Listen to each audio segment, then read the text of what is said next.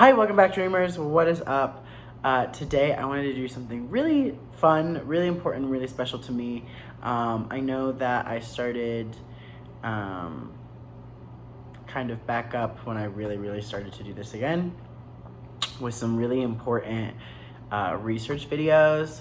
My main one right now that you can see, it probably is going to change to this one, but before it was getting rid of toxic masculinity in general, and the things that went along with that, and all of that. And that video did pretty well, and everyone kind of gave their opinions and things like that, and I actually really appreciated that.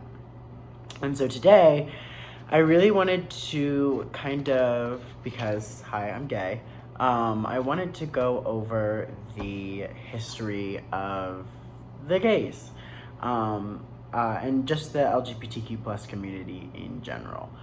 And I'm doing this partly because, first of all, I love researching, I love learning more, and I love learning stuff I didn't know. Some of this stuff, obviously, I know. Some of this stuff I don't. Some of this stuff happened while I was alive, of course. But I'm also doing it because, so recently on TikTok, I cried in a video, and the second video that's going to be uploaded right after, is going to be super important. It's going to talk about the issues of the gay community. It's going to talk about everything you can imagine.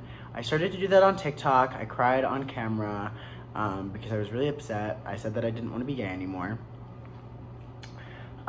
because the community can be very toxic. And I don't think a lot of people realize how much stuff is inside the community that we just hate each other for. We pit each other against each other, and it's absolutely wild.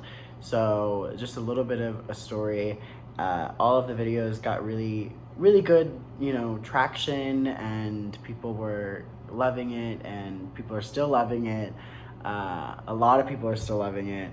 However, it got out of hand by both parties because my video went viral on Twitter because somebody put it on Twitter. People were rude and disrespectful on Twitter. Out of 582 comments, quote retweets, there were 3 that were nice. A couple of them apologized. A couple of them were obvious jokes, and I just kind of sent the same message. And yeah, so I've also decided from now on that negativity doesn't belong in my life. Negativity doesn't belong in other people's lives. And there are people out there that are just there to be pissed. There's a line in a Kesha song, and she says that she's just pissing off people that want to be pissed. Some people are just there to be mad, to not be constructive, to not give feedback, to be angry, to call names, and to just, So anyways, so then it gets back to TikTok, and then those people from Twitter, who were Twitter trolls, came to TikTok to come troll me on TikTok and misconstrued and misread the things that I said, and then started calling me names and whatnot. So today, that's scary, I wanted to go over the gay history that I've learned and that I've researched and I've done, and I'm very excited to share it with you guys. I think it's very important, and I would love for you guys to sit through this entire video because it also is going to help with part 2, just so kind of you know where we've all been.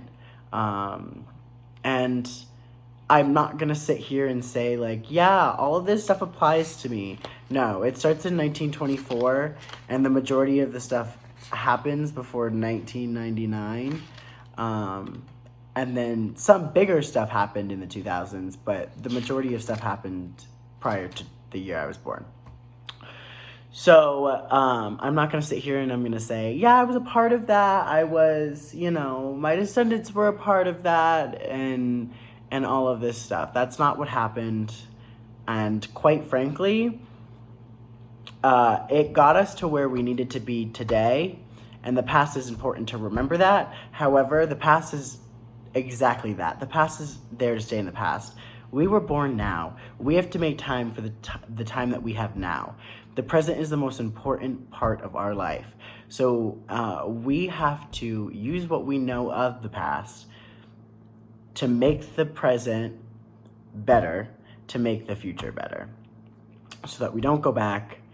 And we still need to make change, and that's really important, and it needs to be said, whether that be on a minuscule level, whether it be on a global scale. Change needs to be made. That was a lot of me ranting. So let's just go straight into it, and I'm gonna be reading a lot of it, because this isn't a test in high school that I'm just gonna cram this knowledge in my head, and then just let it go. I really want to stick with this information, so I'm gonna read it. If you want to put me on in your car and listen to my voice, because there's not going to be too much visually. And put me on while you're making breakfast, put me on while you're working out. If you're working out, you got this. You go, Glen Coco. Okay, so let's just go ahead and jump in. So it starts in 1924 with a man named Henry Gerber. Oh, heads up, if I say anybody's name wrong, I greatly apologize. Some of them are pretty difficult, so if I get one wrong, I apologize. So it starts in 1924 with Henry Gerber. He's a German immigrant. He founded in Chicago, the Society for Human Rights, which was the first documented gay organization in the United States. Wow, good for us. And he was also in the army, fighting in World War I. That group actually published a newsletter, the first of its kind, of course, a pro-gay newsletter. Unfortunately, they were caused to disband literally a year after they were established, and the police that raided them burned every single copy. Now, they only were able to release 2, but they seized and burned every single copy. So to this day, nobody knows.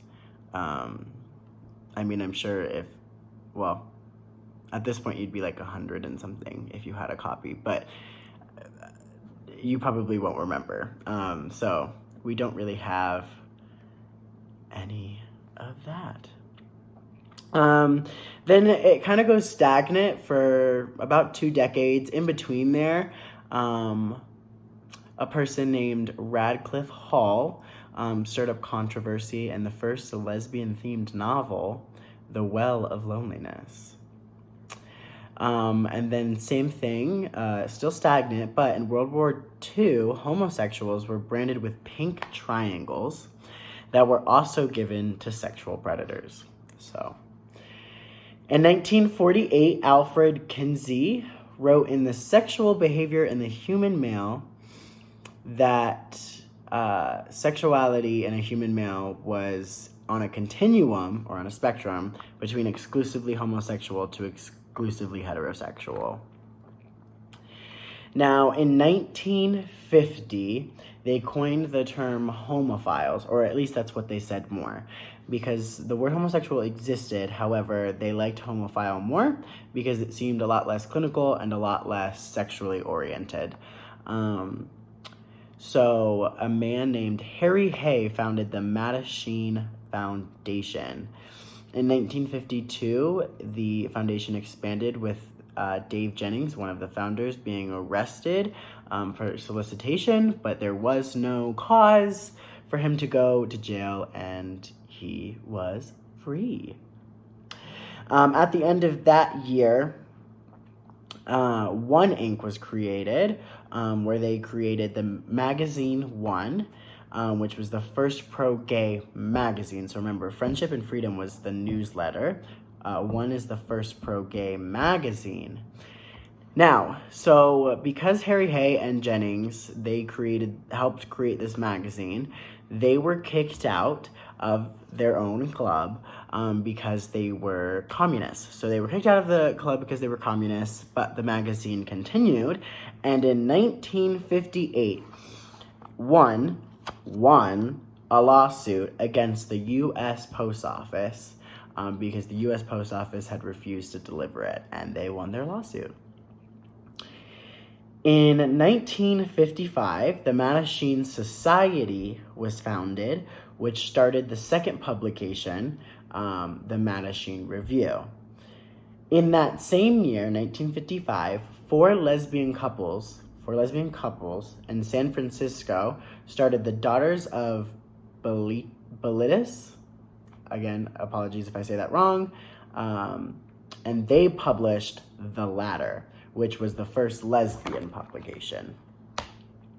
So some of these things are a little backwards, but the timeline's still pretty continuous. But to go back a little bit, in 1952, the American Psychiatric Association listed homosexuality as a form of a mental disorder. In 1961, Illinois decriminalized homosexuality. They were the first state to do so, and they stayed that way for a pretty long time, like a really long time. And then in that same year, the first homosexual documentary was put out into the world, and it was called The Rejected, and it came from California. In 1965, Dr. John Olivan, in his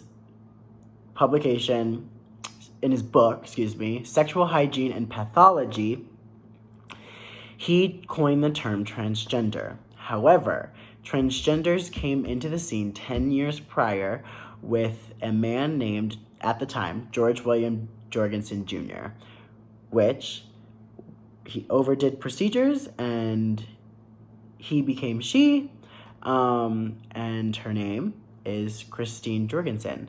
This was all done in Denmark. And if you look her up, she is gorgeous. Like, she's phenomenal, and I didn't look into what she ended up doing in her life, but I would love to look at that because I feel like she was probably an actress because she is so pretty. At this time as well, alcohol was not served to gay men and women due to liquor laws saying that selling it to gay men and women was disorderly. In 1966, a sit-in, which if you don't know what a sit-in is, it's basically a sit-in, except gay people go into bars and restaurants and they announce themselves openly as part of the community, the LGBTQ plus community, and they wait to be kicked out or thrown out or however to get kicked out, and so that they can sue. So it quickly overturned the anti-gay liquor laws, and everyone was able to enjoy some liquor. However, there were still a lot of raids. In 1969, hopefully if you're in the community, you know why this date is really important. In 1969, the Stonewall Riots, also known as the Stonewall Uprising, started. And it was June 28th. It lasted 6 days. If you don't know, Stonewall is a gay club in Greenwich Village in New York City. Solicitation at the time was illegal. And the reason Stonewall was really important was because it was large. It was relatively cheap. It welcomed drag queens, which of course at the time wasn't that widely accepted at all. It also was one of the only, if not only, club at the time to still allow dancing. As well, it was a night home for runaways and homeless gay youths. So the morning of June 28th, there were 13 arrests. Officers also decided to check sex in the bathrooms. They would take somebody who they thought they didn't know the sex of, took them in and checked their sex. The violence that ensued started when an officer hit a lesbian and pushed her into a van. So they started throwing pennies. They started screaming pigs at the cops. They started to throw rocks and different objects at them, including bottles. Let's see. At the forefront, Marsha P. Johnson and Sylvia Rivera. If you don't know them, you should. Marsha P. Johnson is a queer person of color who is also transgender. Sylvia Rivera is a Latin drag queen. And they're both incredible people. And shortly after, the New York Daily News posted on the front page, "Homo nest raided, queen bees are stinging mad." That was the headline of the day. And I have not looked yet if queen bees happen to be because Beyonce's name starts with a B, or if it's because of that article, because I would love to know. Or just in general, you never know. Now, Marsha P. Johnson and Sylvia Rivera started a couple of these, but I'm just going to kind of list some of the things that came out of the Stonewall riots. They erected the Gay Liberation Front, the Human Rights Campaign, GLAAD, PFLAG, the Gay Activist Alliance, Radical Lesbians, and STAR, which is the Street Transvestites Action Revolutionaries. 1 year exactly after that day was the Christopher Street Liberation Day, which happened to be the first ever Pride Parade, which is so exciting. In 1977, the New York Supreme Court decided that a transgender woman, Renee Richards, was allowed to play in the United States Open tennis tournament as a woman. In 1974, again, apologies for going kind of back and forth a small tiny bit. In 1974, Kathy Kozachenko, again, apologies for the mispronunciation. Her name is really difficult. She won a seat in Ann Arbor, Michigan on the city council, becoming the first out American to be elected to public office. Now, in 1978, Harvey Milk campaigned on a pro-gay rights platform, and he became the first openly gay man elected in office in California as the San Francisco city supervisor. In 1978, that same man, Harvey Milk, asked Gilbert Baker for a symbol for the LGBTQ plus community for the Pride Parade that was going to go on that year, and that is where we get the Pride flag, which I will go into after. So that was where it was unveiled. Gilbert Baker was an artist, designer, Vietnam War veteran, and a struggling drag performer. In 1979, more than 100,000 people showed up for the first ever national march on Washington for gay and lesbian rights. In 1981, the CDC found 5 rare pneumonia cases in homosexual men who were previously healthy as an egg. That's not an analogy, but I'm using it. Which would come to be known as AIDS. In 1984, the cause of AIDS was found. In 1985, the FDA licensed the first commercial blood test for HIV. In 1987, the first antiretroviral medicine for HIV, AZT, or, oh god, this is so difficult, azithromycin. Apologies again. And then that same year, 1987, the Second March on Washington happened as well. In that same year as well, the occasion marked the first national coverage of ACT UP, which is the AIDS Coalition to Unleash Power, which is an advocacy group seeking to improve the lives of AIDS victims. I'm going to stop here because I do want to go back for 2 seconds. I missed something.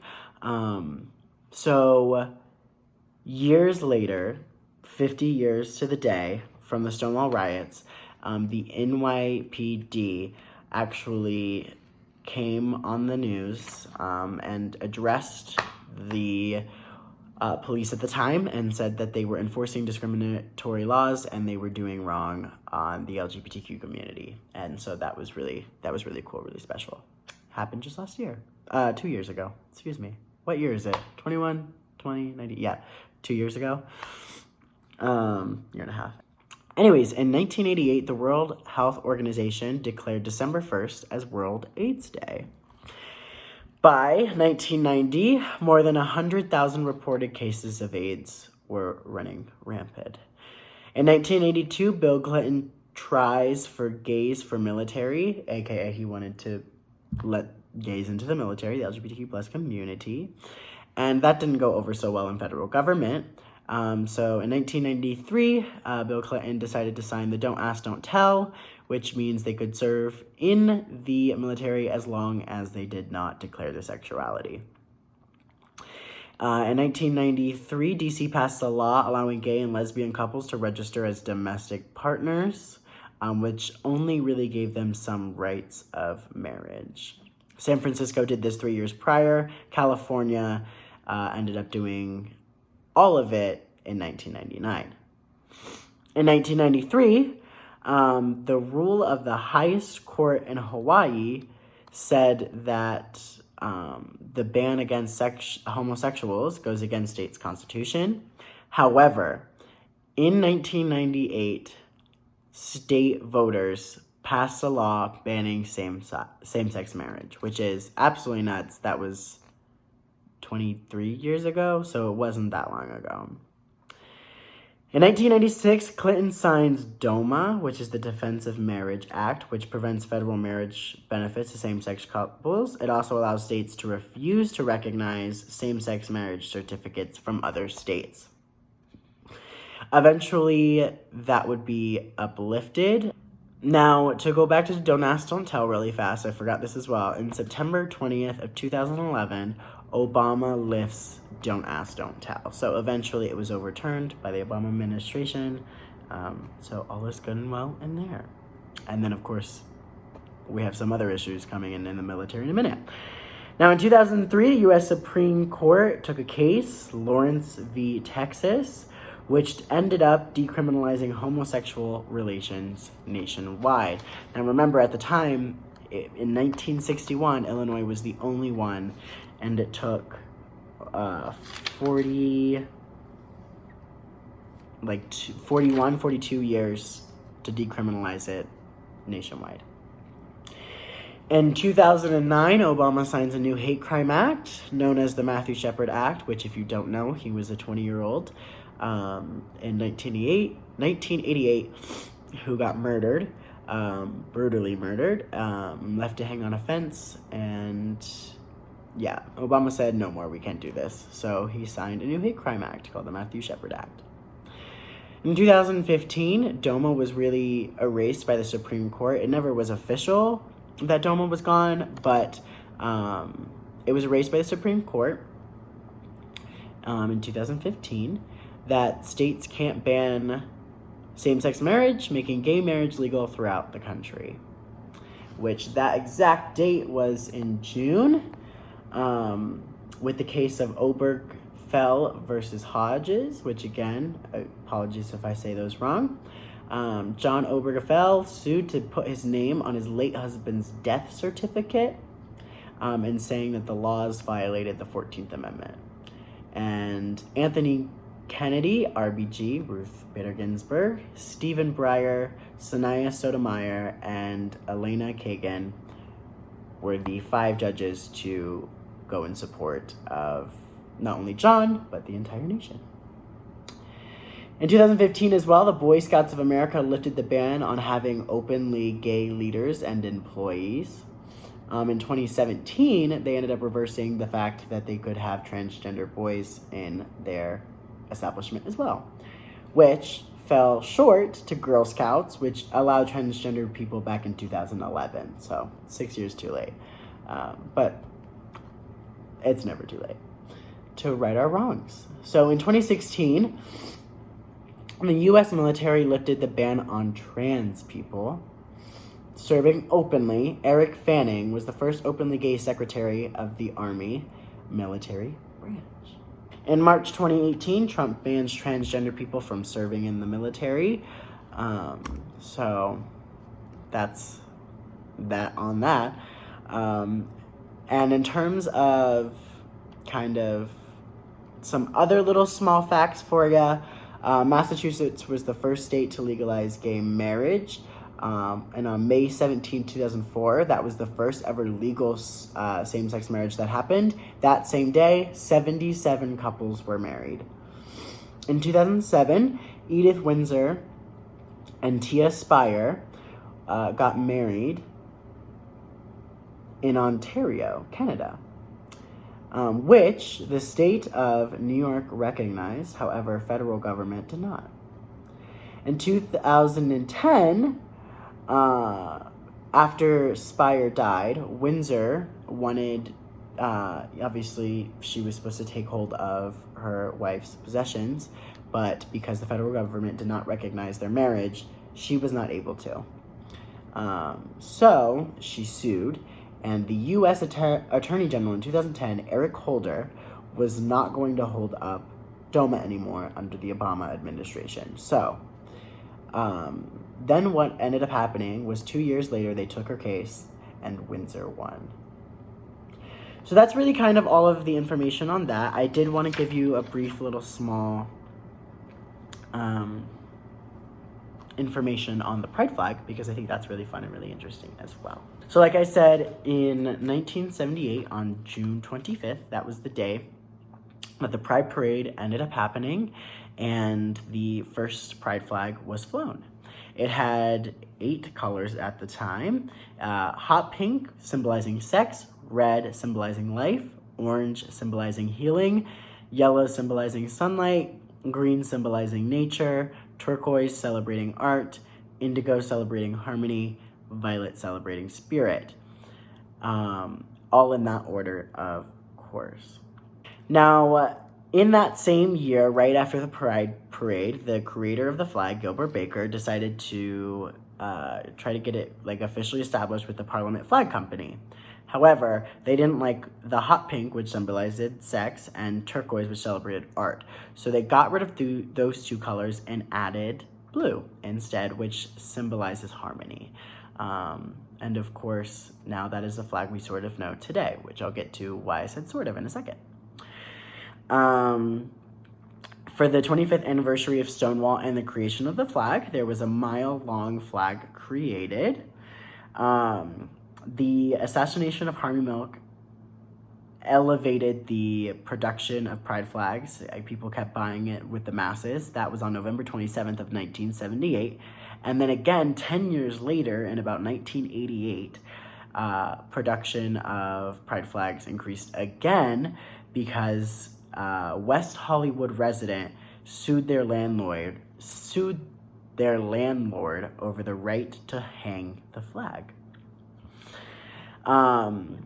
Just a little background as well. Baker died in March 31st of 2017. He was 65 years old, but he did die 2 years after same-sex was legal. So he got to see that, which was a very cute thought. The last fact that I have for you is that in 2017, the company Tierney in Philadelphia, which was where the first one of these flags was risen, added black and brown to help symbolize and include people of color in the gay pride flag. So, and that's sort of the flag we know today. There's a lot of those flying around my city and Denver, those specific ones with the black, brown, and then obviously the other standard colors, the blue, of course. And now we see kind of different flags hanging, transgender flags, pansexual, bisexual flags, and all of that. So I think this history is really cool. I know that it was a little out of order, but hopefully you were able to keep up. But I'm hoping you got to learn a little bit about the LGBTQ plus community and understand. So we are in a minority group, and I just wanted to bring this up really fast. I'm going to bring it up in the next video a lot more.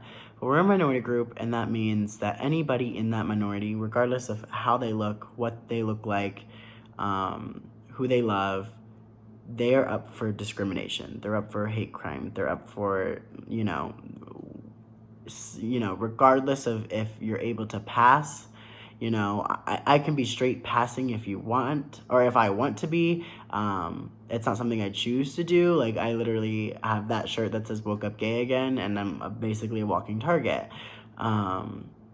I still face a lot of oppression on the minority group front. I also face mistreatment and disrespect when it comes to body shaming, and some other shamings that I'm going to go into in the next video. Okay, so I'm going to end it here because I don't want to make it too long. So I love you guys so much. Go read up on LGBTQ plus history or re-listen to this video. Hopefully you learned something new. I know I definitely did. I'm very excited to have this knowledge under my belt. And we're going to talk about a lot of stuff in the next video. So a lot of important stuff due to the present right now. So I do recommend watching that one as well. Even if you aren't part of the LGBTQ plus community, it's good to know what's going on. So remember, it all starts with an idea. I love you guys. Dream big.